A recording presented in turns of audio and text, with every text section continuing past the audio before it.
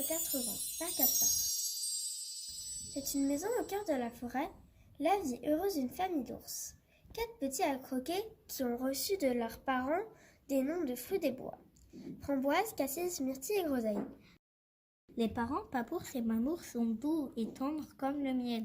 Leurs 4 enfants le sont tout autant. Parfois fripons, mais toujours adorables.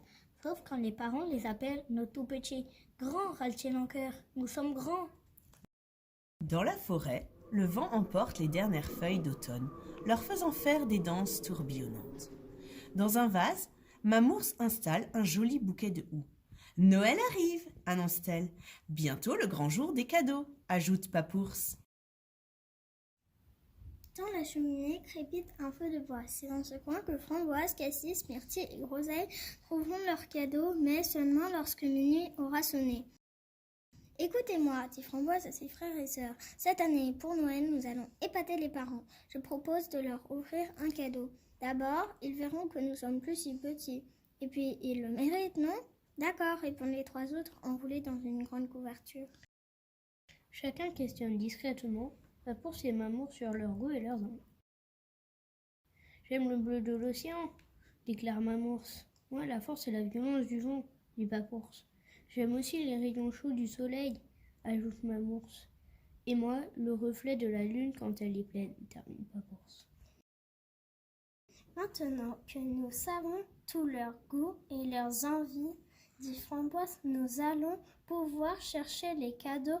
Si chacun de nous apporte une de ces choses, nos parents seront les plus heureux du monde.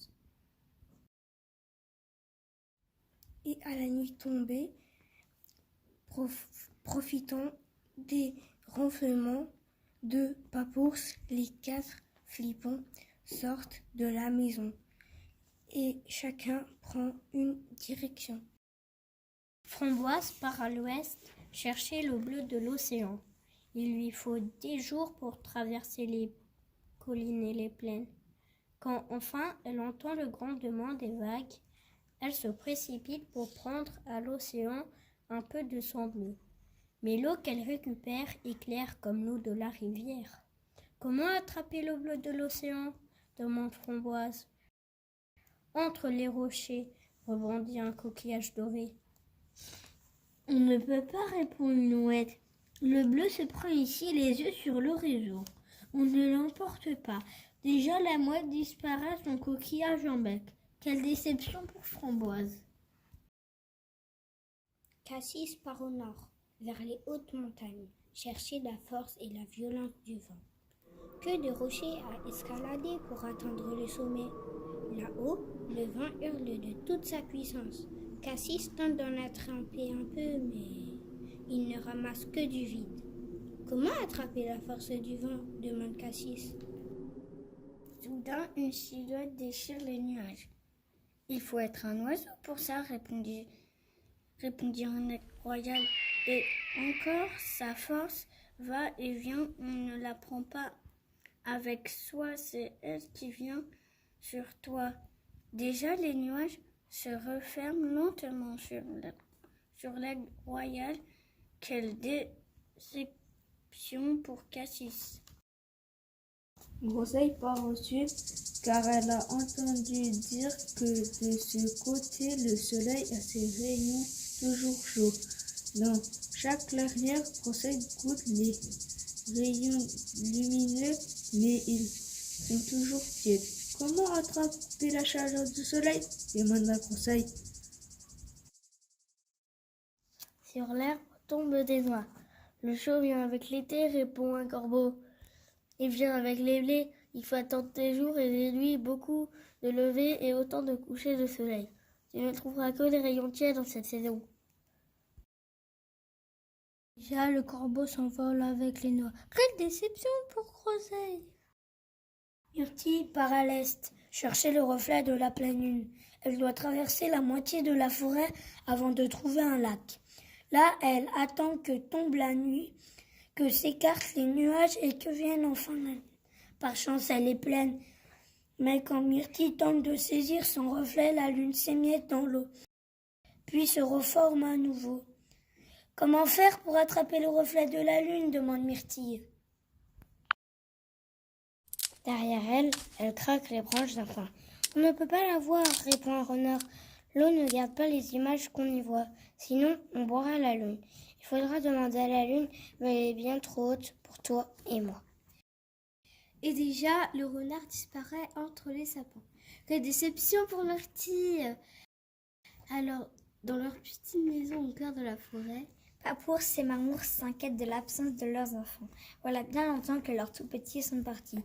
C'est le jour de Noël et les voilà seuls. Bientôt sonnera minuit, l'heure des cadeaux et des bisous, et personne ne sera là pour ouvrir les paquets. Ding, ding, ding, le 12e coup sonne. Toc, toc, toc, on frappe à la porte. Framboise, Cassis, Myrtille et Groseille sont là, épuisés et désolés de revenir bredouilles. Je n'ai pas pu prendre le bleu de l'océan, ni moi la force du vent, ni moi les rayons chauds du soleil, ni moi ce reflet de la lune. Nous n'avons rien de ce que vous aimez, soupirent les 4 petits. Oh, mais tout doux, dit Marmousse, ce n'est rien. Nous avons ce que nous aimons par-dessus tout, nos 4 grands fripons. Vous êtes notre plus beau cadeau. Toc, toc, toc, à nouveau on frappe à la porte. Papours ouvre et découvre sur le pas de la porte un arbre singulier, un petit sapin portant coquillages, noix et pommes de pin. Et au sommet, une poussière d'étoiles.